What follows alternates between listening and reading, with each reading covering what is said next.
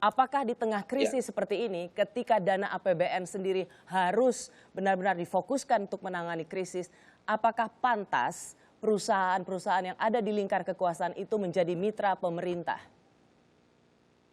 Iya, jadi pantas tidak pantas ini ada dua. Pantas dalam artian bahwa perusahaan ini memang punya kompetensi, begitu.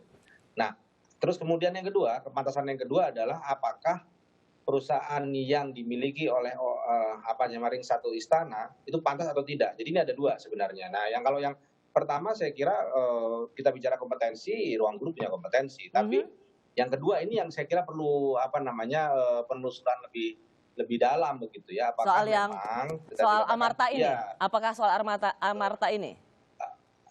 ya, saya kira sama. Jadi apakah memang by intention? Jadi begini, berarti publik, Anda ingin mengatakan, hey publik, jangan langsung menuduh bahwa mereka ini punya tendensi untuk penyalahgunaan wewenang. Betul. Karena mereka itu memang udah sukses dengan platform mereka. Start mereka masuk ke dipilih Pak Jokowi juga bukan tanpa prestasi. Nah, jadi nawaitunya membantu pemerintah, tapi saya kira mereka perlu juga memahami soal-soal tadi gitu ya.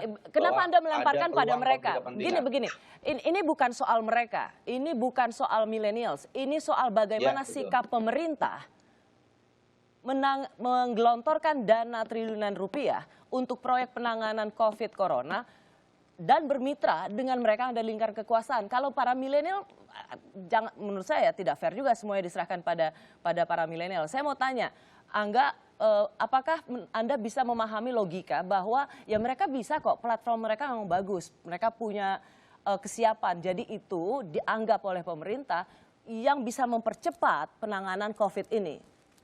Ya, saya mau menggarisbawahi satu hal.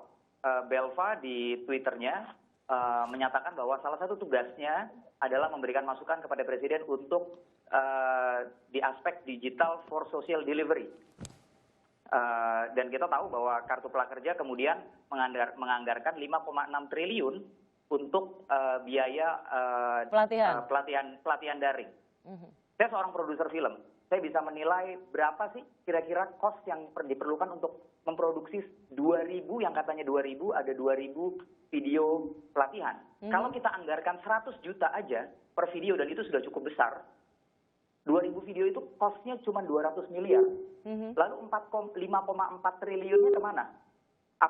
Apakah biaya layanan digital ini nilainya 5,4 triliun?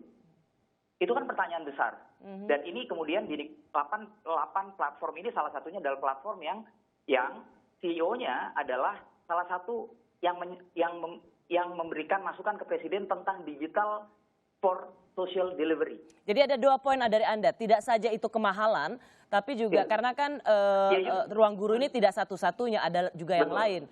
Dan yang bahwa posisinya Belva sebagai orang yang ditugaskan untuk memberikan masukan tentang digital social delivery, maka kita bisa connect the dots, gitu kan?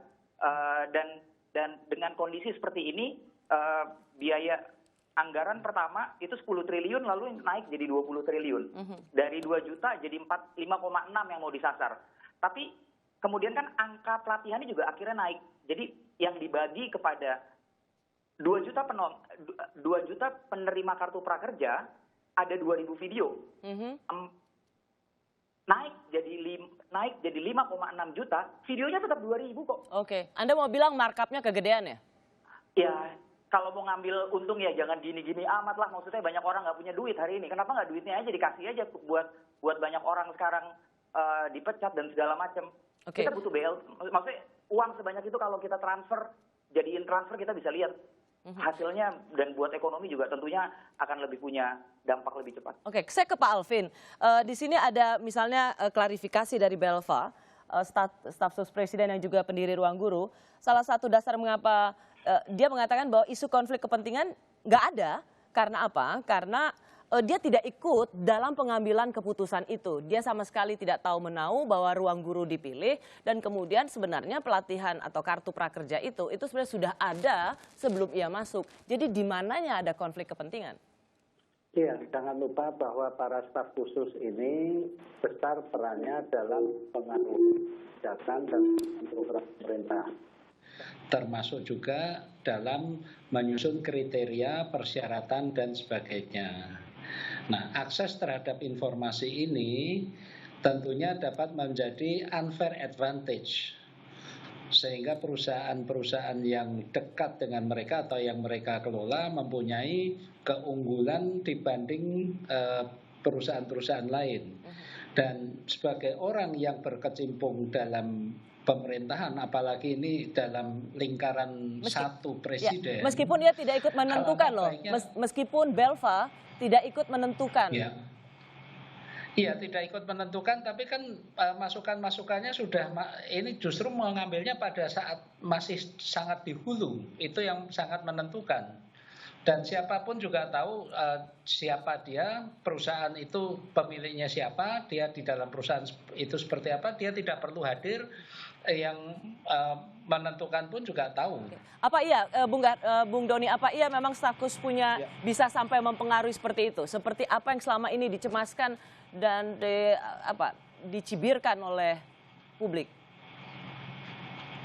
Ya, staf khusus hanya memberikan masukan, ya, rekomendasi, tapi tidak sampai pada keputusan, karena keputusan itu ada di tangan presiden. Dan masukan dari staf khusus itu satu dari sekian banyak masukan, jadi tidak menjadi satu-satunya masukan yang harus diterima dan harus dieksekusi.